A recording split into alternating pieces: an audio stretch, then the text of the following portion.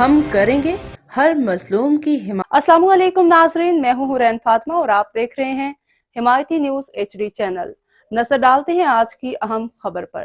سانگھڑ کے کسانوں نے بھی ریگستانی علاقوں میں جدید ٹیکنالوجی سے سبزیاں اور پھلدار درخت لگا کر جدید ٹیکنالوجی کے ذریعے زرعی پانی دینے لگے۔ اس پر بات کرتے ہیں اپنے نمائندے اشفاق لہری سے۔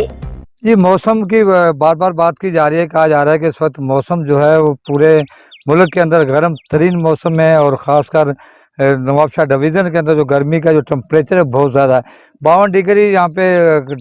ٹمپریچر ہے۔ اور سانگڑ کے اندر بھی صورتحال کچھ یوں ہی ہے کہ سانگڑ کے اندر مسلسل جو ہے گرمی اور شدت اور حب سے جو اپنے کا موجود ہے، لیکن اس کے دوسری جانب یہاں پر کسان جو ہے وہ دن رات محنت کر رہا ہے، اور مختلف اقسام کی جو ہے وہ سبزیوں کے ساتھ ساتھ جدید ترین طریقوں سے یہاں پر فصل لگانے کا جو سلسلہ وہ بھی جاری ہے۔ اس وقت میں ریگستانی علاقے کے اندر موجود ہوں، جہاں پر آپ کو میرے بیک سائڈ میں تو یہ چیزیں نظر آ رہی ہیں کہ جو کھیتی باڑی کتنے خوبصورت مناظر نظر آ رہے ہیں، لیکن اس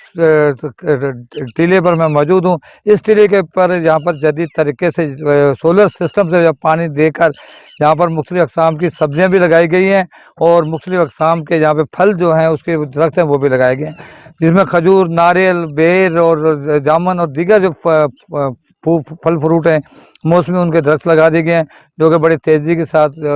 جو اپنی پرورش پا رہے ہیں۔ اور پانی دینے کے لیے یہاں پر جدید طریقہ جو ہے وہ استعمال کیا جا رہا ہے، سولرس کو استعمال کیا جا رہا ہے، اور سورج کی روشنی سے یہ پانی جو ہے اس کو فراہم کیا جا رہا ہے۔ بڑی جہاں پر سبزیاں جو ہیں وہ لوگ اپنے گھروں کے لیے یہاں پر پروڈکشن کر رہے ہیں۔ جو امر کے کہ حکومت کو چاہیے کہ زراعت کو فروغ دینے کے لیے فوری طور پر جیسے ٹیوب ویلس کا سسٹم جو ہے اس وقت سندھ کے اندر نہیں ہے، سولر سسٹم دیا جائے، تاکہ زراعت کو فروغ کے لیے سولر سے پانی جو ہے وہ دیا جائے، زرعی پانی دیا جائے، اور زیادہ زیادہ کسان یہاں پر خوشحال ہو سکے۔ جی، مزید خبروں اور اپڈیٹ سے باخبر رہنے کے لیے دیکھتے رہیں حمایتی نیوز HD چینل۔